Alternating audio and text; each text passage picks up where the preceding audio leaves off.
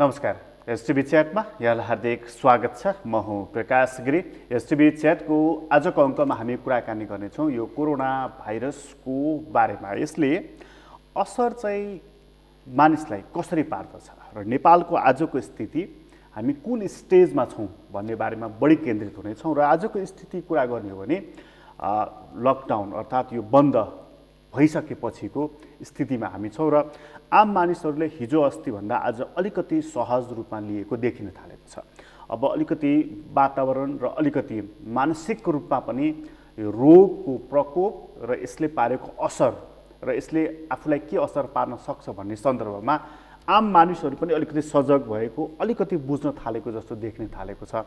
र यो देखिरहँदाखेरि एउटा सवाल चाहिँ खडा भएको छ। एउटा व्यक्ति स्वयंले सजगता कसरी अपनाउन सक्छन्, व्यक्ति स्वयंले अपनाउनु पर्ने सजगता के हुन सक्छन् र कुन कुन रोग भएका मानिसले यो रोग यो भाइरससँग चाहिँ बढी सतर्क हुनुपर्छ भन्ने एउटा जनसवाल उठेको छ। र त्यसबारेमा आज हामी अलिकति बढी चर्चा गर्नेछौँ। र यो चर्चा गरिरहँदाखेरि हाम्रो राज्यको संयन्त्रले यदि कोरोना भाइरस सङ्क्रमित भएको व्यक्ति फेला पारेकै खण्डमा चाहिँ त्यसलाई पत्ता लगाउनको लागि, त्यसलाई निस्तेज गर्नको लागि, नियन्त्रण गर्नको लागि, उपचार गर्नको लागि हामी कति सक्षम भइराखेका छौँ अथवा लकडाउन भनेर चुपचाप बसेका छौँ। त आजको अङ्कमा हामी यसबारेमा बढी केन्द्रित भएर कुराकानी गर्नेछौँ र विश्व परिवेशको कुरा पनि हामी यहाँ गरि नै राख्नेछौँ। आज हामीसँग कुराकानीको लागि एकजना त्यस्ता वरिष्ठ डाक्टर हुनुहुन्छ, डाक्टर सन्त कुमार दास, वरिष्ठ छाती रोग विशेषज्ञ। धेरै मानिसले उहाँलाई प्रधानमन्त्री केपी ओलीको छाती रोग विशेषज्ञको रूपमा काम गरेको डाक्टरको रूपमा पनि चिन्नुहुन्छ। डाक्टर साहब, तपाईँलाई स्वागत छ। डाक्टर साहब, यो अब बडा गम्भीर मोडमा चाहिँ हामी कुराकानी गरिरहेका छौँ कि सरकारले लकडाउन गरेर मानिसहरू भेटघाट नगर, घुलमिल नगर, गर्दाखेरि पनि मास्क लगाऊ, सेनिटाइजरले हात धोऊ भनेर यसरी भनिरहेको बेलामा हामी कुराकानी गरिरहेका छौँ। डाक्टर साहब, यो यति बेला चाहिँ अब लकडाउन गरिसकेपछि चाहिँ व्यक्ति स्वयंले अब अपनाउनु पर्ने चाहिँ कस्तो खालको विधि चाहिँ व्यक्तिले अपनाउनु पर्छ? अहिले जुन गभर्मेन्टले हिजोदेखि कम्प्लिट लकडाउनको जुन घोषणा गर्नुभएको छ, यस्तो बेलामा सबभन्दा बढी सजग हुने एउटा व्यक्ति नै हो, पर्सन नै हो। यसलाई हामीले चाहिँ सरकारले हामीमाथि इम्पोज गरेको रूपमा लिनु हुँदैन। यो हाम्रै लागि सरकारले ल्याएको लकडाउन हो, नीति हो। त्यही भएर अब के गर्नुपर्छ त यति बेला, होइन, दुई तीनवटा कुरामा ध्यान दिनुपर्ने हुन्छ। त्योभन्दा अगाडि के गर्नुपर्छ भन्नुभन्दा अगाडि यो कसरी सर्छ भन्ने थाहा पाउनु पर्यो। सर्ने तरिका थाहा भयो भने त्यो अनुसार हामी सजगता अपनाउन सक्छौँ यसको सर्नबाट रोक्नलाई। सर्ने माध्यम दुईवटा छ, एउटा ड्रपलेट भन्छ, ड्रपलेटको माध्यमबाट, अर्को चाहिँ फमाइट बोर्नी भन्छ। यसलाई म अलिकति विस्तारमा भन्छु। ड्रपलेट भनेको के हो भन्दाखेरि हामीले खोक्दाखेरि, हाच्छिउ गर्दाखेरि कणहरू निस्किन्छ हाम्रो भित्रबाट र ती कणहरूमा यदि इन्फेक्टेड पर्सन, सङ्क्रमित व्यक्तिकोबाट त्यो कण निस्किएको छ भने त्यसमा भाइरसहरू बसेको हुन्छ र त्यो भाइरस चाहिँ अर्को नजिकको मान्छेले त्यो श्वास प्रश्वास माध्यमबाट आफ्नो शरीरमा इन्हेल गर्यो भने त्यो व्यक्तिलाई त्यो सर्छ, एउटा त्यो माध्यम। अर्को माध्यम भनेको फमाइट बोर्नी भन्छ। फमाइट भनेको के भन्दाखेरि त्यो हाच्छिउ गर्दा, खोक्दा त्यो कणहरू चाहिँ डाइरेक्ट मान्छेले इन्हेल नगरिकन त्यो कणहरू कुनै सर्फेसमा गएर बस्यो भने, जस्तो टेबल भयो, कुर्सी भयो, हात भयो, र हातमा हामीले खोकियो भने हातमा बस्छ र यो हातले हामी जहाँ जहाँ छोयो त्यो ठाउँमा त्यो भाइरस बसेको हुन्छ र त्यही ठाउँमा अर्को मान्छे आएर त्यही ठाउँ फेरि छोयो भने र उसले हातले आफ्नो नाक, मुख, आँखा छोयो भने यसरी सर्छ। यसरी दुईटा माध्यम हो। भनेको सर्ने माध्यम चाहिँ नाक, मुख र आँखा। हातमा लाग्दैमा सर्ने होइन, हातले चाहिँ नाक, मुख, आँखा टच गर्यो भने सर्ने हो, होइन। डाक्टर साहब, यसमा एकै सेकेन्ड जस्तो अब त्यो जुन तपाईँले भन्नुभयो नि, हाच्छिउ गर्दा, खोक्दा त्यो जुन कणहरू, थुकहरू भनौँ न, त मुखबाट नाकबाट आउँछ नि, त्यो जस्तो टेबलमा रह्यो, पेपरमा रह्यो, यस्तै कलममा रह्यो अथवा ग्लासमा रह्यो भनेदेखि त्यो भाइरस चाहिँ कति समयसम्म त्यो जीवित रहिरहन्छ? अब त्यसमा पनि अब यो नयाँ भाइरस हो, होइन, यसको अहिले अध्ययन भइ नै राखेको छ र पुरानोको रेकर्ड अनुसार नै डाटाहरू आएको छ र अस्ति भर्खर यसको पनि केही डाटाहरू आएको छ। These are the preliminary data होइन। त्यसले गर्दा त्यसमा के भनिएको छ भन्दाखेरि नि यसले चाहिँ 9 घण्टादेखि कति डाटाले 35 दिनसम्म पनि बसेको देखिया छ होइन। तर एभरेजमा युजुअली 9 घण्टासम्म यो जीवित हुन्छ।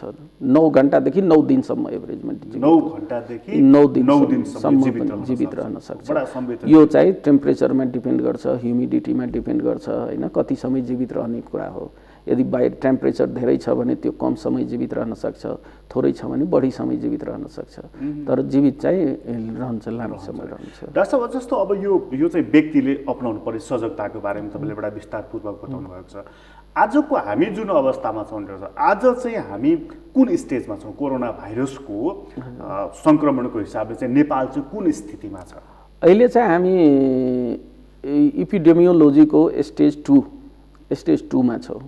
स्टेज 2 भनेको आयातित केसहरू मात्रै हुने होइन, भित्रबाट एकअर्काबाट सरेको प्रमाण नभेटिएको अवस्था हो, बाहिरबाट आएको केसहरू मात्रै भएको अवस्थालाई स्टेज 2 भन्छ। अहिले हामी स्टेज 2 मा छौँ। अहिलेसम्म हामी 2टा केस देखिएको छ, एउटा पहिला नै निको भइसकेको छ, अर्को अहिले उपचारको क्रममा छ होइन। र स्टेज 2 बाट यदि कम्युनिटीमै सर्न थालियो भने त्यसलाई कम्युनिटी ट्रान्समिसन भन्छ होइन। कम्युनिटीमै सर्न थाल्यो भने त्यसलाई स्टेज 3 भनिन्छ होइन। र एकचोटि स्टेज 2 बाट 3 मा जाने बित्तिकै त्यसपछि यसको मल्टिप्लिकेसन एकदम ऱ्यापिड रूपमा हुन्छ। 2 बाट 4, 4 बाट 16, 16 बाट 100 होइन, 100 बाट 1000 यसरी मल्टिप्लिकेसन हुन थाल्छ कम्युनिटी आउटब्रेक भयो भने। त्यही भएर स्टेज 2 बाट 3 मा जान नदिने पिरियड जुन हुन्छ नि, त्यो भनेको एकदम क्रुसियल पिरियड हुन्छ इपिडेमियोलोजीको लागि। त्यसमा 1 हप्ताको 10 दिनको पनि तलमाथि भयो भने धेरै नै फरक आउन सक्छ। त्यसको एउटा म उदाहरण दिन्छु तपाईँलाई। कोरिया र इटाली सँगसँगै केस देखिएको हो, दुवैमा सँगसँगै देखिएको। कोरियाले के गर्यो भने स्टेज 2 बाटै सुरु गरिदियो केस ट्रेसिङ गर्न, त्यसपछि गएर लकडाउनहरू सुरु गरिदियो। इटालीले के गर्यो भन्दाखेरि केस देखे पनि यो अब विदेशी केस हो, यस्तै छ, अब यसलाई कन्टेन गर्न सक्छौँ, हामी त धेरै एडभान्स कन्ट्री छौँ, हामी हेल्दी मान्छे छौँ, हामीलाई यसले के असर गर्दैन भनेर उनीहरू चाहिँ आफ्नो सबै एक्टिभिटी कन्टिन्यू गर्यो। र मनोरञ्जनको एक्टिभिटी, फुटबल गेमको एक्टिभिटी, ट्राभल सबै कन्टिन्यू गर्यो 1 हप्तासम्म। अहिले अब तपाईँले अवस्था हेर्नुहोस्, कोरियामा 100 को मोर्टालिटी छ भने इटालीमा 6000 पुगिसक्यो।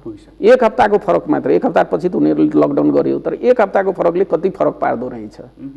त्यही भएर यो पिरियड चाहिँ एकदम क्रुसियल पिरियड हो। कोरियाले अर्को पनि विधि अपनाउने डाक्टर साहब, जस्तो चाहिँ एकै दिनमा उसले 10,000 सम्म मानिसलाई उसले चाहिँ टेस्ट गर्यो नि, उनीहरूको टेस्ट गर्यो, तर 600-700 मानिसको मृत्यु हुन्जेलसम्म पनि इटालीले चाहिँ तपाईँको लकडाउन गरेन।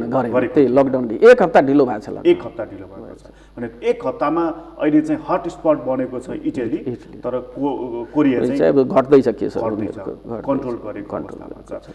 हाम्रो चाहिँ इटालीसँग मिल्दोजुल्दो छ कि चीनसँग मिल्दोजुल्दो छ कि वुहानसँग कि कोरियासँग छ? अब यस्तो भयो, चीनमा त अनएक्सपेक्टेड भयो होइन, उनीहरू फर्स्ट केस भएकोले। अरू ठाउँमा त अब थाहा छ कि केस आउँदैछ भनेर, चीनको वुहानमा त थाहा थिएन होइन, एकैचोटि केस देखिएको हो। त्यही भएर वुहानसँग त अरूलाई कम्पेयर गर्न त मिल्दैन। अब हामी चाहिँ अहिले चाहिँ स्टेज 2 मै छौँ। अहिले धेरै ढिलो भएको छैन। गभर्मेन्टले जुन लकडाउन घोषणा गर्यो त्यो एकदम सही डिसिजन हो होइन। यतिखेर नगराए भए, अझै अलिकति ढिलो गराए भए चाहिँ स्थिति अलिक फरक हुन्थ्यो, धेरै भयावह स्थिति हुन्थ्यो होइन। हिजो त्यो WHO ले एउटा विज्ञप्ति निकालेछ नि डाक्टर साहब, जस्तो चाहिँ लकडाउनले मात्रै पुग्दैन है, टेस्टहरू बढाऊ र चाहिँ सँगसँगै उपचार पनि जारी राख, लकडाउनले मात्रै पुग्दैन भनेर। इपिडेमियोलोजीको प्रिन्सिपल के हो भन्दाखेरि नि, डिटेक्ट, आइसोलेट, ट्रिट, 3टा प्रिन्सिपल छ इपिडेमियोलोजिकल आउटब्रेकको। डिटेक्ट, आइसोलेट, ट्रिट, जुन कोरियाले चाहिँ ठ्याक्कै 3वटै प्रिन्सिपल युज गर्यो। पहिला उसले म्यासिभ स्केलमा डिटेक्सन गर्यो होइन, टेस्टहरू गर्यो म्यासिभ स्केलमा, र केसहरू भेट्दै त्यो केसहरूलाई लगेर एक ठाउँमा चाहिँ आइसोलेट गर्न थालिसक्यो, जसले गर्दा त्यो धेरै बढाउन पाएन र ट्रिटमेन्ट जसलाई चाहियो त्यसलाई ट्रिटमेन्ट गर्यो। त्यो 3वटै प्रोसेस कोरियाले किन भन्दाखेरि नि, कोरियाले सार्सको जुन आउटब्रेक भएको थियो नि 2002 मा, त्यसबाट लेसन पार्ट सिकिसकेको थियो कोरियाले होइन।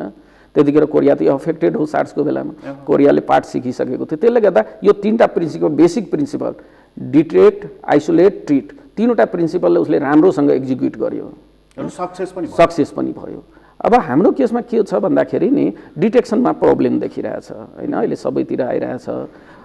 जस्तो कि अहिलेसम्म 600 केस टेस्ट गर्यो अरे होइन, जबकि हामीले चाहिँ अहिलेसम्म कत्रो यो 1 महिना त भयो यो बिचमा होइन, 1 महिनामा 600 टेस्ट गराएको छ, जबकि 600 टेस्ट त दिनको गर्नुपर्ने हुन्छ डिटेक्सनको लागि। जति हामीले डिटेक्ट गर्न सक्यो त्यति त्यसलाई आइसोलेट गरेर हामीले प्रिभेन्सन गर्न सक्छौँ, त्यो भनेको बेसिक प्रिन्सिपल हो। र त्यसलाई सपोर्ट गर्नलाई लकडाउन चाहिन्छ होइन, त्यो मुभमेन्ट धेरै नहोस् भनेर मास स्केलमा। तर डिटेक्सन नगरिकन आइसोलेट नगरिकन लकडाउन गरेर मात्रै चाहिँ पुग्दैन त्यो भनेको। यो चाहिँ अब जस्तो हाम्रो चाहिँ यो डिटेक्सनमा डिटेक्सनमा चाहिँ हाम्रो प्रब्लम के हो? जस्तो चाहिँ अब चीनबाट हामीले जुन मानिसहरू ल्याएका थियौँ करिब 200 जना, त उनीहरूलाई नै 2 पटक टेस्ट गरियो भन्दाखेरि त्यो करिब 300 अगाडिको त्यही भयो टेस्ट भयो। बाँकी रहेको 200-300 केस भनेको हामीले टेस्ट गरेको त 200-300 मात्रै रहेछ एक्चुअली। त्यो पनि जुन 150-200 जुन उसको चीनबाट ल्याएको थियो सबै यङ पेसेन्ट रहेछ, हेल्दी पेसेन्ट रहेछ, रिस्क ग्रुपको पेसेन्ट होइन, त्यो इम्युनिटी पावर हाई भएको पेसेन्ट हो। त्यही भएर त्यसमा त देखिने सम्भावना अलिक धेरै नै कम हुन्थ्यो। यसले बढी इफेक्ट गर्ने भनेको चाहिँ अलिकति ओल्ड एजको मानिस, ओल्ड एजकोलाई 60+ धेरै असर गरेको देखिन्छ अहिले। इन्फेक्सन त यङलाई पनि गरेको छ असर चाहिँ 60। डिटेक्टमा चाहिँ जस्तो जाँच गर्नमा चाहिँ हामीलाई कठिनाइ के छ, अथवा हामीले यसलाई किन जाँच गर्नको लागि चाहिँ बडा अल्छी गरे जस्तो के फरक पर्छ र हामीलाई त कहाँ छुन्छ र भने जस्तो अलिक भनौँ न ओभर कन्फिडेन्स हो कि अल्छी गरे हो कि हामीसँग त्यो मेकानिजम नै नभएको? मलाई लाग्छ यसमा अथोरिटी चुकेको जस्तो देखिन्छ होइन, उनीहरूले आकलन नगरेको हो कि वा सरकारलाई चाहिँ सम्बन्धित विभागले जसले यो डिटेक्सनहरूको जाँचहरूको रेस्पोन्सिबिलिटी लिएको छ त्यो विभागले सरकारले सही जानकारी नगरेको हुनसक्छ होइन। किन भन्दाखेरि हामीले चाहिँ एक ठाउँमा मात्रै छ हाम्रो टेस्टिङ फेसिलिटी, टेकुमा मात्रै छ होइन। अमेरिकाको पनि प्रब्लम त्यही भएको थियो, CDC ले मात्रै डिजाइन गरेको थियो टेस्टिङ। जब केसहरू मर्न थालेपछि त्यसपछि उनीहरूले अरू ठाउँहरूमा सबैतिर डिस्ट्रिब्युट गर्यो र हाम्रो प्रब्लम त्यही हो, हामीले गर्न नसक्ने होइन, क्षमता बढाउन नसक्ने होइन। अब भयो नि त, अब कि यस्तो अब अहिले लकडाउनै भइसकेपछि त चाहियो भने त बढाउन सकिन्छ नि त। हिजोबाट मैले सुनेको दिनको 900 गर्न सक्छौ भनेर जब 900 गर्न सक्ने क्षमता अहिले छ भने नयाँ मेसिन त आएको छैन, नयाँ प्रविधि त आएको छैन। पुरानै मेसिनलाई सबैलाई युज गर्न पहिला एउटा चलाउँथ्यो, अहिले चारवटा त अलरेडी छ त होइन, किन युज नगरेको? तर किन चलाइएन होइन। त्यो भनेको मलाई लाग्छ उनीहरूले गम्भीरतापूर्वक यसलाई नलिएको हुनसक्छ जस्तो लाग्छ र सरकारलाई सही ब्रिफिङ नभएको हुनसक्छ। मलाई एउटा गम्भीर लागेको कुरा चाहिँ अब डाक्टर साहबलाई मेडिकली डाक्टर साहबहरूलाई थाहा हुने कुरा हो, जस्तो एकजना त्यो बिरामी फ्रान्सबाट नेपाल आयो र अहिले उनको उपचारको क्रममा छ, त ऊ मानिसले एउटा सचेत नागरिकको हिसाबले उनी स्वयं मलाई यस्तो सङ्क्रमण भएको छ कि भनेर आफै गएर देखाउन गइन् र उनलाई चाहिँ छैन भनेर पठाइयो। फेरि पछि आफ्नो साथी भियतनाममा बिरामी भएको पाइसकेपछि फेरि गयो भन्दा एउटा नागरिकको हिसाबले त त्यो मानिसलाई त गल्ती भन्न मिलेन नि। मिलेन भनेपछि हाम्रो गल्ती त हाम्रो जुन शुक्रराज ट्रपिकल हस्पिटल हो टेस्ट गर्ने एउटै मात्रै ठाउँ त्यति एउटा हो, त उसले सिरियसली नलिएको रहेछ भन्ने कुरा त यी देखियो नि त हो। अब अहिले जुन यो टेस्टिङको जुन गाइडलाइन बनाएको छ नि त्यो एकदम साँघुरो छ के, एकदम साँघुरो छ। तर त्यसमा के भनेको छ भन्दाखेरि नि तपाईँले ज्वरो खोकी र सास फेर्न गाह्रो भएको हुनुपर्ने भनेको छ। त्यो सँगै तपाईँ रिसेन्ट ट्राभल गएको हिस्ट्री हुनुपर्छ 14 दिनभित्र होइन, त्यो पनि लक्षण भएको 14 दिनभित्र होइन, वा कन्फर्म केसको कन्ट्याक्टमा आएको हुनुपर्छ होइन। यस्तो बनाएको छ क्या, त्यो हुन त WHO गाइडलाइन हो, अरू कन्ट्रीले त्यसलाई रिल्याक्स गरेको छ, हामीले रिल्याक्स गरेका छैनौँ होइन। त्यसले गर्दा के भयो त्यो केसमा के भयो भन्दाखेरि त्यो व्यक्तिलाई त त्यतिखेर त रुगाखोकी ज्वरो आएको थिएन भनेपछि त्यो केस डिफिनिसनसँग मिलेन। हामी जुन साङ्ग्रो डिफिनिसन बनायो नि टेस्टको लागि, यति हुनुपर्ने टेस्टको लागि गाह्रो हुनुपर्ने वा ज्वरो प्लस सास फेर्न गाह्रो वा खोकी दुईटा मध्ये कुनै एउटा हुनुपर्ने। उसको त ज्वरो थिएन पहिलोचोटि त्यहाँ जाँदाखेरि त थिएन, नभएपछि उसको केस डिफिनिसनमा मिलेन, नमिलेपछि उनीहरूले टेस्ट गरेन होइन। यो त पोलिसी बनाउनेले टेस्ट गर्ने लोअर लेभलको स्टाफलाई होइन यो कारण, उसले त जे पोलिसी दिएको छ त्यो अनुसार एक्जिक्युसन गर्ने हो। पोलिसीमै अब जब साङ्ग्रोपना भएपछि त टेस्टमा परेन, क्राइटेरियामा परेपछि उनीहरूले टेस्ट गरेन, पछि चाहिँ अर्कोचोटि जाँदा त ज्वरो भएर आयो पछिल्लोचोटि त्यसपछि गएर टेस्ट गर्यो उनीहरूले भनेको हामीले त यसलाई पोलिसी बनाउँदाखेरि नै सिरियसली लिएका लिएर गरेको छ हामीले बारम्बार भन्यौँ जस्तै हामीले टिचिङ हस्पिटलबाट केसहरू पठाउँथ्यो सस्पेक्ट गरेर उनीहरू गरिदिँदैन थियो किनभने उनीहरूको क्राइटेरियामा मिल्दैन थियो हामीले बारम्बार भन्थ्यौँ क्राइटेरियालाई रिल्याक्स गर्नुहोस् इन्डियाले रिल्याक्स गरिसक्यो होइन अरू कन्ट्रिजले रिल्याक्स गरिसक्यो इन्डियाले त इभन प्राइभेट सेक्टरलाई पनि टेस्ट गर्ने फेसिलिटी दिइसक्यो होइन अमेरिकाले दिइसक्यो प्राइभेट सेक्टरलाई हामी त कम्तीमा गभर्मेन्ट सेक्टरमा पनि ठुल्ठुलो अरू हस्पिटलहरूलाई दिनु नि त बारम्बार भनेको थियो तर अब त्यो भित्रको कुरा मलाई थाहा भएन डाक्टर साहब यो टेकुमा मात्रै राख्नुपर्ने कारण चाहिँ के छ यसको एउटा त के हुन्छ भने पिसिआर टेस्ट हुन्छ यो पिसिआर भनेको पिसिआर टेस्टबाट गर्दाखेरि चाहिँ सेफ्टी लेभल मेन्टेन गर्नुपर्ने हुन्छ र यो चलाउनलाई चाहिँ बायोसेफ्टी लेभल 3 ल्याब चाहिन्छ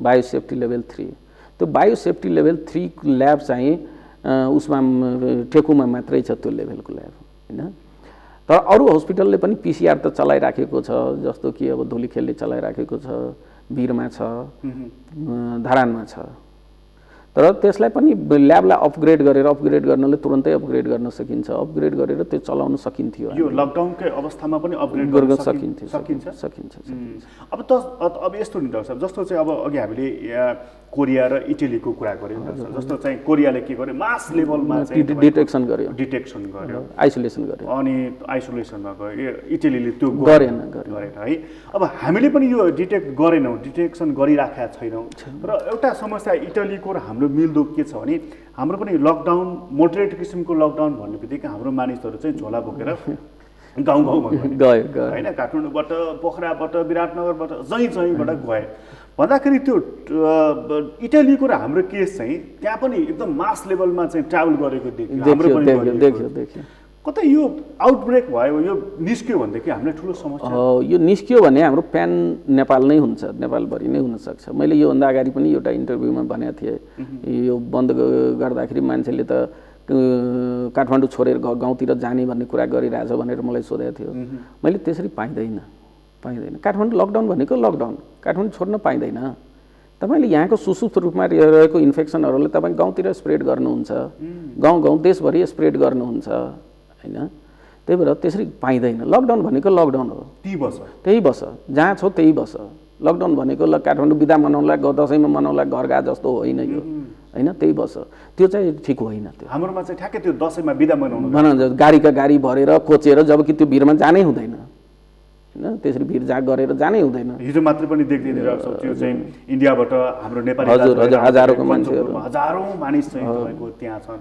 भनेको एकजनालाई मात्रै सङ्क्रमण भयो भने त पुरै स्प्रेड हुन्छ त्यो यति ऱ्यापिडली स्प्रेड हुन्छ अघि तपाईँले भन्दै हुनुहुन्थ्यो नि यो हामी कहाँ चाहिँ स्टेज 2 को छ कम्युनिटी लेभलमा गयो चाहिँ तपाईँको भयो यो त फैलिएर जान्छ यो फैलिने कुरा नि डाक्टर साहब जस्तो चाहिँ अब इन्डियाकै कुरा गर्ने हो भनेदेखि भने सुरुमा त एकजनालाई देखियो अनि केरलामा कता देखियो यो त खासै फैलिँदैन होला त्यो पनि फेरि दुबईबाट कताबाट आयो त्यो बाहिरकै केस थियो फैलिँदैन होला भन्ने ढङ्गबाट सोचिराखेको थियो हामी नेपालमा पनि त्यो ढङ्गबाट सोचिराखेको पाकिस्तानमा पनि त्यस्तै भयो पाकिस्तानमा त्यस्तै भयो तर त्यो त फैलेर आज त यो स्थितिमा अहिले पाकिस्तान पनि कम्युनिटी आउटब्रेक भइसक्यो त्यहाँ पनि होइन एक हप्ता अगाडि चाहिँ तपाईँको 20वटा केस थियो अहिले 900 प्लस 1000 पुगिसक्यो इन्डियामा चाहिँ कम्युनिटी आउटब्रेक हो आउटब्रेकमा त्यही दुईटा ग्रुपको ठौट छ सायद आज उनीहरूको संस्थाले डिसाइड गर्छ स्टडी गरिरहेछ यो कम्युनिटी आउटब्रेकको बारेमा हिजै राति मात्रै उनीहरूले 3 हप्ताको लागि लकडाउन स्थिति सिरियस छ भनेर सायद उनीहरू इनपुट चाहिँ पाइसक्यो साइन्टिस्टहरूको इनपुट पाइसक्यो कि यो कम्युनिटी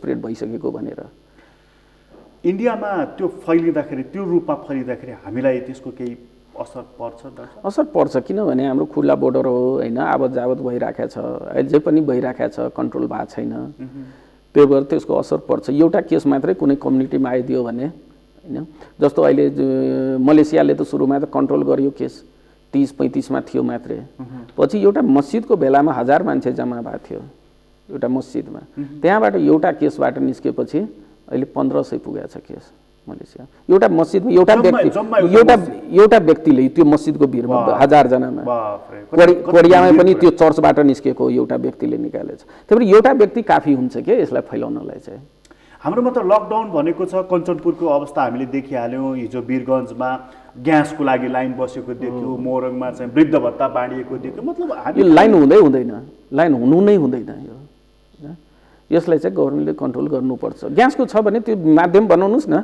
कसको ग्यासको के छ सप्लाई गर्ने माध्यम बनाउनुहोस्, यसरी लाइन क्यू राखेर हुँदैन।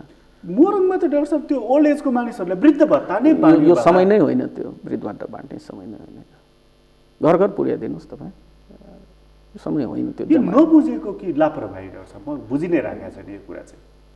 अब विदेशतिर बाहिरतिर त लकडाउन भनेपछि कम्प्लिट लकडाउन हो, जनता आफैले मेन्टेन गर्ने हो, जनताले आफैले गर्ने हो। जनताले पनि बुझेको हो र सरकारले पनि त्यो यो नयाँ कुरा जस्तो भयो कि सरकारको लागि। एउटा पहिला सुनिन्थ्यो कर्फ्यू मात्रै हो, यो भनेको अर्कै खालको कर्फ्यू जस्तो भयो क्या। लकडाउन भनेको चाहिँ मान्छेले बुझि पनि राखेन, बुझिराखेन। त्यही भएर त्यसमा अलिकति ध्यान दिनुपर्छ गभर्मेन्टले। अब अलिकति यता आउँदा अब जस्तो चाहिँ अब ल एकछिनलाई मानौँ अहिले त हामी स्टेज 2 मा छौँ, कम्युनिटी लेभलमा गएर यो फैलियो भनेदेखि चाहिँ हाम्रो राज्यको क्षमताले यसलाई रोक्न, नियन्त्रण गर्न, आइसोलेट गर्नको लागि भ्याउँछ, थान्छ? अब यस्तो छ, अहिलेसम्मको ट्रेन्ड के देखिन्छ भन्दाखेरि नि हामीले सबै डाटा त वुहानको आइसकेको छ, अब इटालीहरूको त आउनै बाँकी छ। यसमा के देखिन्छ, आउटब्रेक भइसकेपछि नि 13% जति बिरामीलाई हस्पिटल भर्ना गर्नुपर्ने हुन्छ। 13%। जस्तो कि मानौँ हामी कहाँ 1000 केस देखियो अरे होइन, 1000 केस देखियो भने त 130 भयो मान्छेले भर्ना गर्नुपर्ने, र आउटब्रेक भएपछि 1000 मा सीमित हुँदैन होइन। 10,000 भयो भने 1300लाई भर्ना गर्नुपर्ने हुन्छ। अब त्यसमध्ये पनि 6%लाई चाहिँ आइसियू नै चाहिन्छ। जस्तो 10,000 भयो भने 600लाई त आइसियू चाहियो, 600लाई आइसियू चाहियो होइन। अब हाम्रो अहिलेको प्रिपरेसन के छ, सरकारले 3वटा हस्पिटललाई चाहिँ कोरोना हस्पिटलको लागि डिजाइनेट गरेको छ मैले सुनेको, र 2टालाई चाहिँ रेडी गर्न भनेको छ। अब डिजाइनेट गरेको हस्पिटलमा मैले पत्रिकाहरूकै माध्यमबाट थाहा पाएको के अरे टेकु हस्पिटल, एपिएफको, आर्म पुलिस फोर्सको र पाटनको 3टालाई चाहिँ कोरोना हस्पिटल, कोरोनाको पेसेन्टलाई ट्रिट गर्ने भनेको छ, र न्याम्स र उसलाई चाहिँ आर्मीलाई चाहिँ रेडी गरेर बस्न भनेको छ। यिनीहरूमा पनि अब 400-500सम्म भर्ना गर्नुपर्ने स्थिति आयो भने त 300-400लाई त धान्छ होला। 3वटैले यदि फुल प्रिपेयर गरेर जुन तरिकाले निर्देशन दिएको छ, जुन तरिकाले डिसिजन भएको छ त्यो गर्यो भने 300-400लाई त धान्छ। तर आइसियू क्रिटिकल केयरलाई चाहिँ 6% पेसेन्टलाई चाहिँ धान्न चाहिँ एकदमै गाह्रो छ, एकदमै गाह्रो छ। हामीसँग पूर्वाधार छैन, भेन्टिलेटर छैन होइन, आइसियूको बेडहरू छैन। हुन ठुलै आउटब्रेक भएपछि त ठुल्ठुला कन्ट्रिजले पनि अब धान्न त गाह्रो हुन्छ, तर थोरै सानो आउटब्रेक भए पनि हाम्रोलाई अप्ठ्यारो छ अहिले। भनेको हाम्रो अलिकति पोलिसी लेभलमा चाहिँ हामी ठिक छ गर्ने भनेर गरियो, कागजको तयारी चाहिँ हाम्रो देखियो, जमिनमा चाहिँ हामीले जति तयारी गर्नुपर्ने थियो कार्यान्वयनमा भनौँ न, हजुर त्यहाँ चाहिँ समस्या छ। आजकल सुनिराख्नु भएको छ, अहिले तपाईँले फिभर भन्नुहोस् कुनै पनि हस्पिटलले लिँदैन तपाईँले भर्ना, जुनसुकै कारण एपेन्डिसाइटिसकै फिभर भयो भने अहिले लिइराखेको छैन हस्पिटलहरूले। ज्वरो भन्ने बित्तिकै उनीहरूले फर्काइदिँदो रहेछ बिरामीहरूलाई, कोरोना हो कि भनेर, जबकि कोरोनाको केही लक्षण छैन। एपेन्डिसाइटिस घाउ पाकेर आएछ भने ज्वरो त आउँछ। यसमा त डाक्टर साहब यो प्राइभेट हस्पिटलहरूलाई पनि चाहिँ हाम्रो सरकारले त उनीहरूलाई पनि यसमा संलग्न गराउनु पर्ने होइन र? संलग्न गराउनु पर्ने हो, तर यसको प्रिन्सिपल के छ भन्दाखेरि नि मैले भनेको यस्तो पेसेन्टहरू, यो त एकदम ऱ्यापिडली सर्ट्ने केस बिमारी हो होइन, यस्तो पेसेन्टहरूलाई चाहिँ सर्टेन हस्पिटलहरूमा मात्रै कोहोर्ट गरेर राख्दाखेरि राम्रो हुन्छ क्या। अब जस्तो कि टिचिङमा 1000 एट अ टाइम त लगभग 2-3 हजार पेसेन्ट त हुन्छ, अरू जेनरल पेसेन्टहरू। अब त्यहाँ गएर कोरोना पनि त्यही ट्रिट गर्न थाल्यो भने त अरू पेसेन्टलाई जस्टिस भएन नि त, हस्पिटल इन्भाइरोमेन्ट सर्न सक्छ। त्यही भएर कोरोनाको लागि टोटली डिभोटेड हस्पिटल चाहिँ राख्नुपर्छ। अब तिनीहरूले भ्याएन भने त अब जता भए पनि इमर्जेन्सीको बेला त कोरिडोरमा टेन्टमा पनि त उपचार त हुन्छ, जहाँ पनि हुन्छ, त्यसको लागि त सबै हस्पिटल रेडी हुनुपर्छ। तर इनिसियल फेजको लागि कम्तीमा पनि थोरै केस भएको बेला डिजाइनेटेड हस्पिटललाई फुल्ली त्यसको लागि डिभोटेड गर्नुपर्ने हुन्छ। यहाँनिर डरलाग्दो कुरा एउटा के छ भने डाक्टर साहब, जस्तो हाम्रो मानिसहरू चाहिँ अब काठमाडौँबाट गाउँसम्म पुगेका छन्। मानिस काठमाडौँबाट ताप्लेजुङको एउटा मानिसलाई यो रोग देखियो भनेदेखि उसको टेस्ट गर्नको लागि टेकु आउनु पर्यो र उनलाई त्यसपछि डिटेक्ट गरियो भने आइसोलेसनमा राख्नु पर्यो है। भन्दाखेरि ताप्लेजुङबाट टेकु आउने र त्यो ल्याबमा, अब ल्याब पनि हाम्रो टेकुमै त फेरि त्यो ल्याब परीक्षण त हुँदैन, उसले पनि त्यहाँ उसमा हाम्रो नेसनल उसमा पठाउनु पर्यो, त्यसले रिपोर्ट यता दिनु पर्यो भनेको हाम्रो इट टेक्स टाइम नि त्यो डाक्टर साहब। यो त हाम्रो अलिकति इमर्जेन्सी केसमा उपचार गर्ने खालको पद्धति नै भएन नि त यो त। होइन, अब जस्तो तपाईँले जुनको कुरा गर्नुभयो, अब त्यहाँ भयो भने बिरामी नै त आइराख्नु पर्दैन, स्याम्पल कलेक्सन त्यही हस्पिटलमा गर्न सकिन्छ अहिलेको सरकारको नीति अनुसार। जहाँ पेसेन्ट छ त्यही हस्पिटलले स्याम्पल कलेक्सन गर्ने र त्यो चाहिँ यता पठाउने, सेन्टरमा पठाउने भनेको छ। अब स्याम्पल कलेक्सनको लागि चाहिँ प्रब्लम के हुन्छ भने त्यो मिडिया चाहिन्छ, भाइरल ट्रान्सपोर्ट मिडिया, त्यो पनि त्यहाँ त छैन। हिजो मैले बागलुङको मात्रै हेर्दै थिएँ डाक्टर साहब, जस्तो त्यो जुन बिरामीको उपचार भइराखेको छ अस्ति कतार एयरबाट आएको, उनीसँगै त्यही फ्लाइटमा उपचार आएको एकजना बिरामी बागलुङका रहेछन्। उनलाई चाहिँ उनको चाहिँ त्यो खकार लिनको लागि हाम्रो त्यो टेक्निकल टिमले सकेन, किन भन्दाखेरि उसँग त्यो थियो न प्रोटेक्टिभ इक्विपमेन्ट थिएन। त्यसैले पर त्यो 3 मिटर परबाट उहाँहरूले हेर्नुभयो, ए ठिकै छ भनेर उहाँहरू फर्कनुभयो। मतलब यो त अलि भएन त्यो तरिका भएन। जब केस देखिसक्यो भने त्यो बिमान भएको सबैको टेस्ट गर्नुपर्छ, लक्षण देखिए पनि नदेखिए पनि सबैले टेस्ट गर्नुपर्छ, डिटेक्ट गर्नुपर्छ। किन भन्दाखेरि यही बिरामीको पनि 5 गते आएर चेक गर्दा त उनलाई केही पनि प्रब्लम थिएन, 14 दिनसम्म डेभलप हुन सक्छ सिम्टमहरू। त्यस कारण भनेको डाक्टर साहब हामीले कुरा चाहिँ राम्रो गऱ्यौँ, तर फिल्डमा चाहिँ हामीले त्यो संसारको अवस्था चाहिँ फिल्डमा छैन। आउटब्रेक भइ नै हाल्यो भने स्थिति गाह्रै छ। आउटब्रेक भइहाल्यो भने स्थिति गाह्रै छ। अब यही 2 मै रोक्न पायो भने हामीले त ठिकै हुन्छ, आउटब्रेक भयो भने त अलिक गाह्रै हुन्छ। अब भगवानले गरून् कि 2 मै रोकिदिउन् भनेर होइन, तर होइन भगवानले होइन, हामी जनताले नै गर्नु पर्यो, सरकारले सहयोग गर्नु पर्यो लकडाउनमा, र सरकारले पनि डिटेक्सनको एरिया चाहिँ दायरा चाहिँ बढाउनुपर्छ। यस्तो तरिकाले हुँदैन, दिनको 30-40 वटा टेस्ट गरेर हुँदैन। अस्ति त जम्मा 5-6 दिन अगाडिसम्म त जम्मा दिनमा 2-4 टेस्ट हुन्थ्यो, अहिले चाहिँ लगभग 40-45 वटामा पुगेको छ। त्यसै तरिकाले हुँदैन, यो कछुवा तालले हुँदैन। यो त साह्रै कछुवा ताल भयो। यो कम्तीमा कति गर्नु चाहिँ उपयुक्त हुन्छ हाम्रो सन्दर्भमा? जति फिजिसियनहरूले स्याम्पल पठाउँछ नि सस्पेक्टेड के, यतिकै त पठाउँदैन। म डक्टर हो, म सबै पेसेन्टको त यतिकै त पठाउँदिनँ। मलाई शङ्का लाग्यो भने मैले पठाउने हो। फिजिसियनले पठाएको स्याम्पल चाहिँ टेस्ट गरिदिनु। तपाईँलाई यो टेकुलाई दुःख दिइहाल्नु नि त भनेर त तपाईँ पठाउँदैन। त्यतिसम्म फुर्सद त तपाईँलाई छैन होइन। त्यही भएर फिजिसियनले चाहियो र यसले शङ्का, WHO ले पनि अस्ति विज्ञप्तिमै भनेको छ नि, टेस्ट 3 चोटि भनेको छ के, 3 चोटि भनेको छ होइन। त्यो भनेको कति इम्पोर्टेन्ट छ क्या त्यसको, र कोरियाले देखाइसक्यो टेस्टिङको इम्पोर्टेन्ट कति छ भनेर होइन। अमेरिकनहरूले सुरुमा टेस्ट नगरेर अहिले यो अवस्था आयो नि, इटालियनले टेस्ट नगरेर यो। अमेरिकनहरू त लकडाउन पनि गरिराखेका छैन। सिटीहरूले मेयरहरूले यसले गरेको छ, सेन्टर लेभलबाट डिसिजन। ट्रम्पले भन्दै थियो यो बन्द गर्नको लागि बनेको देशै होइन भनेर। त्यही भएर अमेरिकामा चाहिँ अहिले धेरै फैलिने सम्भावना छ। यस्तो खालको घमण्डले त झन् समस्या। सुरुमा त टेस्टै गर्नु पर्दैन भनेको थियो नि त ट्रम्पले, त्यसले गर्दा रोकियो नि टेस्टिङ, त त्यहाँ ढिलो भयो नि त। हेर्नु न, एकजना नेपालीको पनि मृत्यु भइसकेको अवस्था छ नेपालीको। डाक्टर साहब, अब तपाईँ चाहिँ अब छाती रोग विशेषज्ञको रूपमा परिचित डाक्टर हुनुहुन्छ, यो कोरोनाले चाहिँ सबसे बढी असर गर्ने भनेको लङ्समा रहेछ, फोक्सोमा रहेछ। कसरी त्यति? अब यस्तो छ, भाइरसहरू जुनसुकै भाइरसहरूले पनि लङ्समा नै असर गर्छ, र कोरोनाको केसमा अलिकति फरक देखिएको छ कि माध्यम जाने माध्यम इन्ट्री पोर्टल त फोक्सो नै हो होइन, नाक मुख आँखाबाट जताबाट छिरे पनि पुग्ने फोक्सोमै हो।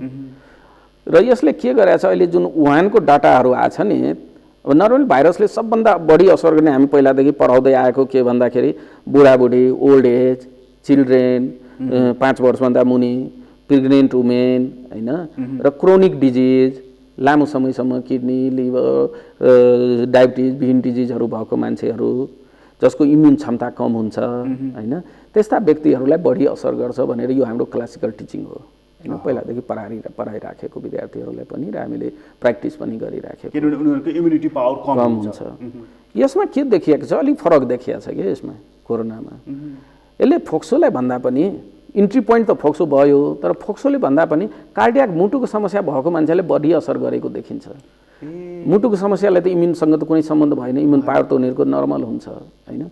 जस्तो कि डाटामै पनि भनेको छ, सबभन्दा बढी कार्डियोभास्कुलर डिजिज, मुटुको सम्बन्धीको बिमारीलाई डेथ भएको छ, ब्लड प्रेसरको, हाइपरटेन्सनको, डायबिटिज त 3 नम्बरमा पर्दो रहेछ, क्रोनिक डिजिजहरू 4 नम्बरमा, चेस्टको त झन् 5 नम्बरमा पर्दो रहेछ, किडनीहरू पनि तलै छ।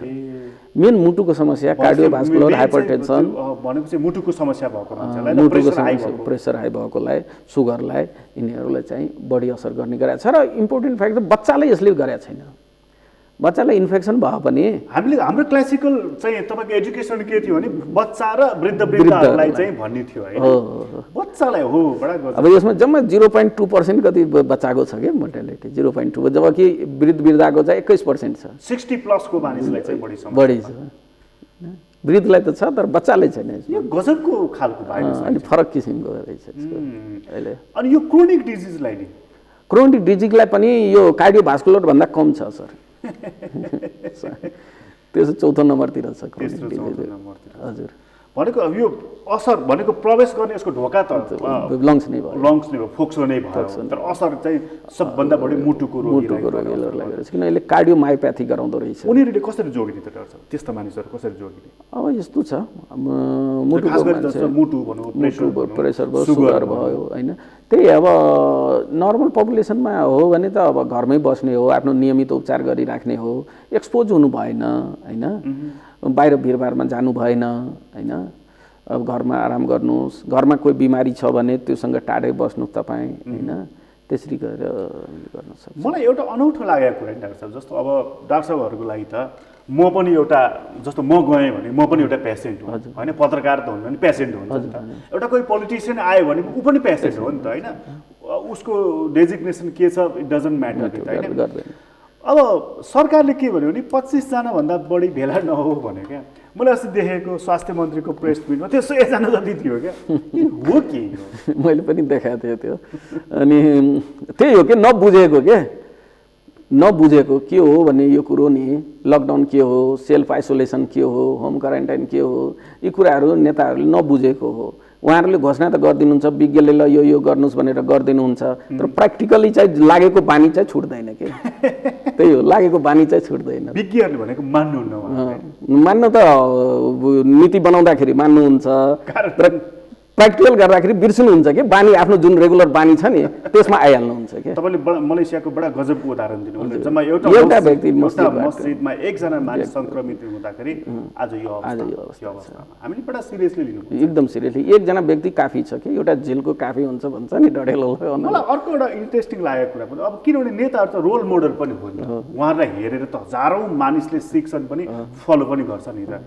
जस्तो प्रधानमन्त्री टिचिङबाट निस्कनुभयो निस्किँदै आउँदाखेरि उहाँ हिँडेर आउनुभयो मेरो हिसाबमा त व्हिल चेयरमा ल्याएको भए नि गाडीमा लगेको पनि हुन्थ्यो होला तर हिँडेर आउनुभयो खेर छाडिदियो तर उहाँको साथमा चाहिँ त्यहाँ 20-25 जना थिए उहाँलाई सङ्क्रमणको डर थिएन थियो एकदम ओभियस त्यसमा पनि उहाँले मास्क पनि लगाइदिनु भएको थियो अब के भयो कसो त्यो मलाई थाहा छैन सङ्क्रमणको डर चाहिँ छ।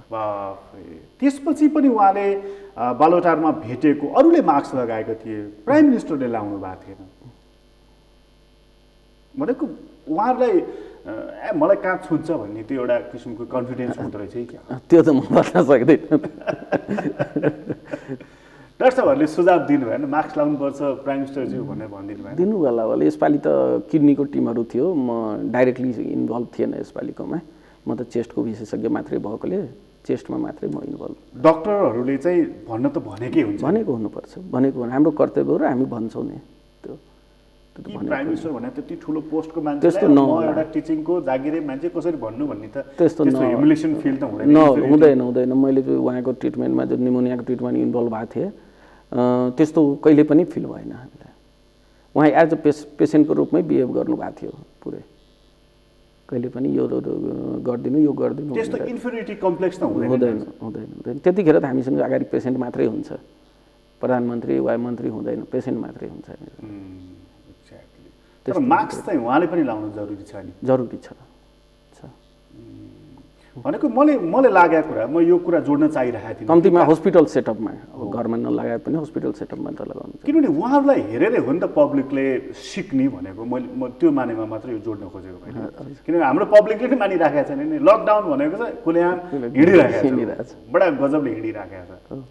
अब आजको मितिमा डाक्टर साहब आजको मितिमा अब हाम्रो सरकारले चाहिँ अब तपाईँले भनिहाल्नु हाम्रो सीमा छ अमेरिकाको त सीमा भयो भने हाम्रो सीमा नहुने कुरा छैन। हिजो मात्रै क्यालिफोर्नियाले 50,000वटा चाहिँ एक्स्ट्रा बेड पुगेन आउटब्रेक भएपछि जो पनि उसमा पर्छ नि। आजको हाम्रो चाहिँ अब जस्तो यो लकडाउनको स्थिति छ तपाईँले भने जस्तो स्टेज 2 मा छ 3 मा नजाओस् भनेर हामी कामना गरिरहेका छौँ यो बेलामा चाहिँ सरकारले गर्नुपर्ने तयारी चाहिँ के हो डाक्टर साहब? 2-3वटा कुरा चाहिँ धेरै गर्नु। एक नम्बर त अब क्यापेसिटी बढाउनुहोस् ल्याबको, र फिजिसियनले सस्पेक्ट गरेको सबै केसलाई टेस्ट गर्नुहोस्, सबैलाई। एक नम्बर कुरा होइन, कुनै पनि केस ल यो शङ्का लागेको छ भने टेस्ट गरिहाल्नुपर्छ, जुन WHO ले पनि भनेको छ, सबैले भनेको छ होइन, गरिहाल्नुपर्छ। टेस्ट गर्नलाई हेजिटेट नगर्नुहोस् होइन, अलिअलि बढी पैसा खर्च होला, डोनेसन होला, के होला होइन, टेस्ट गर्नलाई हेजिटेट नगर्नुहोस्। त्यसपछि गएर 2 नम्बर कुरा, तपाईँले जुन डिजाइनेटेड हस्पिटल भन्नुभएको छ कोरोनालाई मात्रै ट्रिट गर्ने, त्यो हस्पिटललाई पुरै खाली गराउनुहोस्, अरू पेसेन्टलाई राख्दै नराख्नुहोस्, मेरो सल्लाह। त्यसमा पुरै कोरोनालाई मात्रै ट्रिट गर्नुहोस् होइन। त्यसपछि गएर भेन्टिलेटरको कुरा आउँछ होइन, कति हस्पिटलले त अहिले केही थपेको छ, गभर्मेन्टले बजेट पनि दिएको छ, तर बजेट दिएर मात्रै पनि त्यो कति कार्यान्वयन भएको छ त्यो चाहिँ तपाईँले रेडी गर्नुहोस्। र यदि त्यो 3वटा हस्पिटलमा भेन्टिलेटर नपुगेको अवस्था भयो भने प्राइभेटको भेन्टिलेटरहरू त्यहाँ सार्नुहोस्, प्राइभेट हस्पिटलहरूलाई, किन इमर्जेन्सी परेको बेला सबै गभर्मेन्टको सम्पत्ति हो, प्राइभेटको हुँदैन सम्पत्ति होइन। प्राइभेटमा गएर त्यही पेसेन्ट थुपार्नुभन्दा, त्यो डिसेमिनेट विभिन्न ठाउँमा गर्नुभन्दा त्यो डिजाइनेटेड हस्पिटलमा त्यहाँको म्यान पावर ल्याउनुहोस्, त्यहाँको भेन्टिलेटर ल्याउनुहोस्, त्यहाँको सामान ल्याउनुहोस्, तर एक ठाउँमा राखेर ट्रिट गर्नुहोस्, मेरो सल्लाह त्यो सल्लाह हो। र यसलाई चाहिँ ग्राउन्डमा के काम भइरहेछ त्यसमा ध्यान दिनुहोस्, कागजमा मात्रै होइन। र डिटेक्सन र प्रिपरेसन दुईटालाई चाहिँ मेरो एकदम इम्पोर्टेन्ट सल्लाह छ। र यो लकडाउनको समयमा तपाईँले चाहिँ अब के हुन्छ, अब ल इन्फोर्स गरेर हुन्छ कि के हुन्छ, त्यो भेलाहरू चाहिँ भिडहरू चाहिँ नियन्त्रण गर्नुहोस्, लकडाउनलाई लकडाउनकै रूपमा अगाडि बढाउनुहोस्। बेसिक आवश्यकता जुन मान्छेहरूको छ ती कुराहरूमा चाहिँ सरकार लेभलबाटै तपाईँले ठाउँ ठाउँमा चाहिँ डिस्ट्रिब्युट गर्नुहोस् या के गर्नुहोस्, त्यो म्यानेज गर्नुहोस्। तर यो लाइन लगाएर क्यू लगाएर भिडभाड गरेर हुँदैन। यो चाहिँ सरकारले गर्नु, पब्लिकले गर्नुपर्ने, पब्लिकले चाहिँ के एडभाइस दिनु? पब्लिकले के गर्नुपर्छ, अब यो लकडाउन भनेको चाहिँ गभर्मेन्टको लागि होइन, पब्लिककै लागि हो। के बुझ्नुपर्छ, हाम्रै लागि गरेको हो, कुनै पोलिटिकल इस्युलाई गरेको होइन, यो कर्फ्यू होइन। त्यही भएर यसको यो हामी के सम्झिनुपर्छ, हामी आफैले यो लकडाउन गरेको भने सम्झिनुपर्छ पब्लिकले। र घरभित्र बस्नुहोस्, आवश्यकता परेको अत्यावश्यक सेवा परेको बेलामा मात्रै बाहिर निस्किनुहोस्। हामीले त टिबी शिक्षण अस्पतालले हामीले अहिले चाहिँ पेपरमा पनि अस्ति सबै हटलाइन नम्बरहरू दिएको छौँ, सबै डिपार्टमेन्टको दिएको छौँ। फोक्सो सम्बन्धी समस्या भयो भने सोध्नु पऱ्यो भने तपाईँ त्यो नम्बरमा सोध्नुहोस्, सर्जरीको सोध्नु पऱ्यो भने त्यो नम्बरमा सबै डिपार्टमेन्टको हामी नम्बर दिएको छौँ होइन। तर सामान्य सोधपुछको लागि हस्पिटल आइराख्नु पर्दैन तपाईँले होइन। अनि यदि त्योमा चाहिँ हस्पिटल आउनै पर्ने भयो भने तपाईँले डक्टरले भन्नुहुन्छ फोनमा, त्यो अनुसार मिलाएर आउनुहोस् होइन। नत्र सामान्य सोधपुछको लागि नआउनुहोस्, आफ्नो औषधिहरू नियमित सेवन गर्नुहोस्। र त्यसपछि गएर 1 मिटर घरमै पनि तपाईँको घरमा परिवारमा कोही रुगाखोकी ज्वरो आएको छ भने उहाँलाई चाहिँ छुट्टै आइसोलेट गरेर व्यवस्था गर्नुहोस् होइन। त्यसपछि अरू मेम्बरहरू चाहिँ आइसोलेट बस्नुहोस्। र त्यसपछि हात धुने बानी गर्नुहोस्, प्रत्येक एक्टिभिटी गरिसकेपछि र गर्नुभन्दा अगाडि हात धुनुहोस्। र 3टा कुरामा चाहिँ हातले चाहिँ आँखा नाक मुख छुनबाट जोगिनुहोस् होइन, किन पोर्टल अफ इन्ट्री त्यही हो। त्यही भएर आँखा नाक मुख चकवर नछुनुहोस्, छुनै परेमा हातलाई चाहिँ साबुन पानीले धोएर वा सेनिटाइजरले सफा गरेर सेनिटाइज गरेर अनि मात्रै धुनुहोस्। घरमा बस्दाखेरि तपाईँले मास्कहरू लगाएर राख्नु पर्दैन। हस्पिटल गएको खण्डमा तपाईँको कोही बिरामी हस्पिटलमा हुनुहुन्छ भने हस्पिटलमा मास्क लगाउनुहोस्, किनभने हस्पिटलमा एरोसोलहरू जेनेरेट भइराखेको हुन्छ। तर घरमा बस्दा या अरू ठाउँमा चाहिँ तपाईँले मास्क लगाउनु पर्दैन। यहाँनिर पब्लिकको कुरा गर्दाखेरि एउटा कुरा चाहिँ जोड्नु मलाई डर छ, मलाई जस्तो चाहिँ यो लकडाउन भनेको त हामी आफ्नै लागि हो नि, आफ्नो लागि, हाम्रो सुरक्षाको लागि सरकारले लगाइदिएको यो शर्त हो भनेर मान्नु पर्यो। तर मैले के देखिराखेको छु भने अब कोर सिटी एरियामा चाहिँ, अर्बन एरियामा चाहिँ अब त्यहाँ पुलिसको आदि इत्यादिको एक्सेस हुने भावनाले त्यहाँ चाहिँ लकडाउनै देखिन्छ। त्योभन्दा अलिकति इनर साइडमा तपाईँ भित्र जानुभयो भने चाहिँ मानिसहरू त्यो सँगै झन् गोलो भएर बसिरहेको, छलफल गरिरहेको, चिया खाइरहेको, अनि पिकनिक गएको जस्तो गरी एकदम सब मानिस भेला भएर हिँडिरहेको त्यस्तो दृश्य मैले 1-2 दिन यता देखिराखेको छु, स्वयंले पनि देखिराखेको छु। त्यो ठिक हो? त्यो होइन। त्यसमा चाहिँ उहाँहरूलाई चाहिँ यो सायद यसको बारेमा, यसको गम्भीरताको बारेमा थाहा नभएको हुनसक्छ। सहरी एरियाको मान्छेले त विभिन्न नेट मार्फत विभिन्न ठाउँ मार्फत थाहा पाइरहेको छ जानकारी। त्यही भएर त्यहाँ चाहिँ मेसेज पुर्याउनुपर्छ गभर्मेन्टले, स्थानीय सरकारहरूले पनि जनतालाई चाहिँ मेसेज दिनुपर्छ, यो लकडाउन तपाईँको लागि हो र तपाईँको सुरक्षाको लागि हो र यसलाई पालना गर्नुहोस् भनेर मेसेज दिनुपर्छ र स्थानीय युवाहरू पनि त्यसमा लाग्नुपर्छ। अब यसमा चाहिँ एउटा प्रश्न चाहिँ डाक्टर साहबहरूलाई पनि छ है, जस्तो चाहिँ प्रत्यक्ष रूपमा बिरामीसँग चाहिँ कन्ट्याक्टमा आउने त तपाईँहरू नै होइन, तपाईँहरू भयो, अरू चाहिँ नर्स, अरू स्टाफहरू, मेडिकल स्टाफ भनौँ न, मेडिकल स्टाफहरू आइराखेका हुन्छ। तपाईँहरू चाहिँ कति वेल इक्विप्ड अथवा मेडिकेटेड हुनुहुन्छ त तपाईँहरू चाहिँ? अब यस्तो छ, अब सबभन्दा डक्टरको सुरक्षा कवच भनेको पिपी हो, पर्सनल प्रोटेक्टिभ इक्विपमेन्ट। यो सजिलै सर्ने भएको र नजिकबाट हामीले काम गर्ने भएकोले हामीलाई चाहिँ धेरै नै खतरा छ। चाइनामा पनि तपाईँको 2000+ डक्टरहरू इन्फेक्टेड भएको थियो, कतिको डेथ पनि भएको छ। डक्टर भनौँ, मेडिकल स्टाफ भनौँ।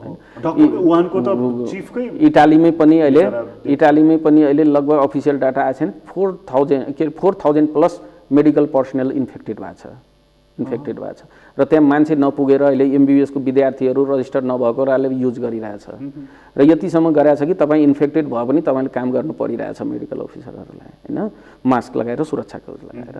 त्यही भएर हामी चाहिँ धेरै नै हाई रिस्कमा छौँ, होइन। त्यही भएर र त्यो रिस्कबाट जोगिनलाई पर्सनल प्रोटेक्टिभ इक्विपमेन्ट चाहिन्छ, जुनको सर्टेज छ हाम्रो देशमा, धेरै नै सर्टेज छ। अब हामीले चाहिँ टिचिङ हस्पिटललाई हामी लिमिटेड रूपमा केही अहिले व्यवस्था गरेका छौँ, होइन। कुनै मान्छेहरूलाई त्यस्तो परिहाल्यो भने हामीले युज गर्ने, हिजोबाट हामी सुरु गरेका छौँ फिभर ओपिडीहरू, त्यसमा युज गरेका छौँ, होइन। र हामीलाई अहिले लिमिटेड केही समयको लागि त पुग्ने छ, बाँकी हामी प्रयास गर्दैछौँ। तर यसमा गभर्मेन्टहरू जस्तो विदेशी सहयोगी संस्थाहरूले पनि दिने भनिरहेछ, गभर्मेन्टले पहल गरेर छिटो ल्याउनु पर्ने हुन्छ। अब एउटा चाहिँ भनौँ न पेसागत हिसाबले तपाईँ डक्टर हो, म पत्रकार हो, होइन, कोही पोलिटिसियन होला, कोही के होला, तर एज अ ह्युमन बिइङ तपाईँ पनि मानव हो, म पनि मानव हो र तपाईँको हस्पिटलको टिचिङको बेडमा सुतिरहेको पनि त मानव हो नि त, होइन। जस्तो चाहिँ तपाईँको घर परिवारले के भन्छन्, म चाहिँ उपचारमा जान लागेको भन्यो भने के भन्छन् तपाईँलाई? अब त्यही हो, अब हिजो पनि भनेको थिएँ, घरमा सानो सानो बच्चाहरू छ, तपाईँले हस्पिटलबाट बिरामी भाइरस लिएर आउनुहुन्छ घरमा, हामीलाई सर्छ भनेर भन्नुहुन्छ। अब उहाँको कन्सर्न स्वाभाविक हो, होइन। त्यही भएर त्यसमा चाहिँ हामीले चाहिँ आफ्नो सुरक्षामा ध्यान दिनुपर्ने हुन्छ, होइन।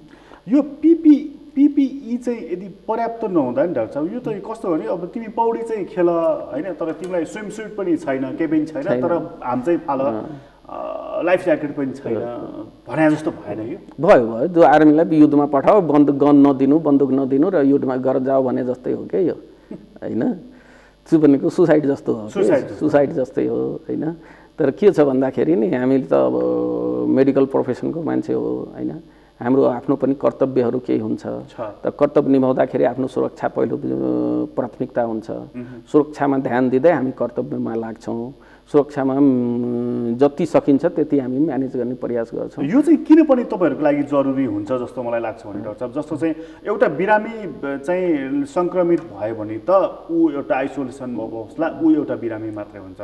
तपाईँ चाहिँ सङ्क्रमित हुनुभयो भने त तपाईँले त सयौँ बिरामीलाई चेक गर्नुपर्छ नि त, उसका जाँदा त झन् पो अरू बिमारीहरूले पनि सर्छ। यो त बडा एकदम इम्पोर्टेन्ट इक्विपमेन्ट हो, पिपिई भनेको एकदमै इम्पोर्टेन्ट इक्विपमेन्ट। सरकारले यसलाई किन इम्पोर्टेन्ट मानेन, मलाई त्यो चाहिँ छक्क लागिरहेको छ। अब सुरुदेखि व्यवस्था गरेन, अब अहिले लास्ट आवरमा व्यवस्था गर्न खोजिरहेछ, तर अब के संसारभरि नै यसको सर्टेज छ, होइन। संसारभरि नै पावर हाउस भनेको, म्यानुफ्याक्चरिङ पावर हाउस भनेको चाइना हो। अब चाइनाले बल्ल अहिले अब प्रोडक्सन सुरु गरेको छ, होइन। त्यही भएर सप्लाई हुन त अब सप्लाई चेन मेन्टेन गर्न त लाग्ला। अहिले त चाइनाले त इटाली, फ्रान्स, अमेरिकालाई पनि सप्लाई गर्न थालिसक्यो। त्यही भएर हामी नजिकको छिमेकी भएकोले हामीले त्यहाँबाट छिटोभन्दा छिटो मगाउने व्यवस्था गर्नुपर्छ। अब यो स्टेज 2बाट स्टेज 3मा गयौँ भनेदेखि चाहिँ यो पिपिईको चाहिँ आवश्यकता त झन् बढेर जान्छ। जति केस बढ्यो त्यति बढ्यो, किनभने यो पिपिई भनेको कति रियुजेबल हुन्छ, कति युज एन्ड थ्रो हुन्छ, एकचोटि युज गरेपछि फेरि युज गर्न मिल्दैन, होइन। त्यही भएर पिपिईको त धेरै नै आवश्यकता पर्छ। एकजनाले प्रयोग गरेको यो पिपिई अर्कोले पनि प्रयोग मिल्दैन। एउटा पिपिई एकजनाले मात्रै प्रयोग गर्छ, त्यो पनि एक दिनलाई मात्रै प्रयोग गर्नु मिल्छ, जम्मा एक दिनको लागि, एक दिनलाई। त्यसपछि थ्रो गर्नुपर्छ, त्यसपछि डिस्पोज गर्नुपर्छ। भनेपछि यसको आवश्यकता त झन् धेरै पर्यो। अब यो स्पेसल यो केसमा नि डाक्टर साहब, जस्तो अब भारतले खास गरी अब चीन त नियन्त्रणको दिशातर्फ गइसक्यो, लागि त्यति ठुलो चिन्ताको विषय होइन। भारतमा चाहिँ इमर्जिङ केसहरू आइरहेको छ र उसले 3 हप्ताको लागि लकडाउन छ र हाम्रो 1 हप्ताको लागि छ। भारतमा लकडाउनको स्थिति 3 हप्ताको लागि पुग्यो भने मतलब हाम्रो पनि यो एक्सटेन्ड हुन्छ भन्ने कुरा हुनुपर्छ जस्तो लाग्छ मलाई। यो हुनुपर्छ, 1 हप्ताले पुग्दैन। जस्तै अब छिमेकी देशमा जहाँ केस बढिराखेको छ, अर्को 3 हप्ता थपिसकेको छ भनेपछि हाम्रो 1 हप्ताले पुग्दैन। थप्नुपर्छ। डाक्टर साहब तपाईँलाई धेरै धन्यवाद। तपाईँले पनि जनतालाई सुसूचित गर्ने मौका दिनुभएकोमा तपाईँलाई पनि धन्यवाद। आदरणीय दर्शकबिन तपाईँलाई पनि धन्यवाद। आज हामीले बडा महत्त्वपूर्ण विषयमा कुराकानी गरेका छौँ र यसमा सरकारले ध्यान दिनुपर्ने विषय र आम जनता स्वयंले पनि के विषयमा ध्यान दिनुपर्छ भन्ने सन्दर्भमा वरिष्ठ छातीरोग विशेषज्ञ डाक्टर सन्त कुमार दाससँग हामीले कुराकानी गरेका थियौँ। उहाँसँगको कुराकानी अहिलेलाई यति नै। एसटिभी च्याटबाट म प्रकाश गिरीलाई बिदा दिनुहोस्। हेर्दै गर्नुहोला। नमस्कार।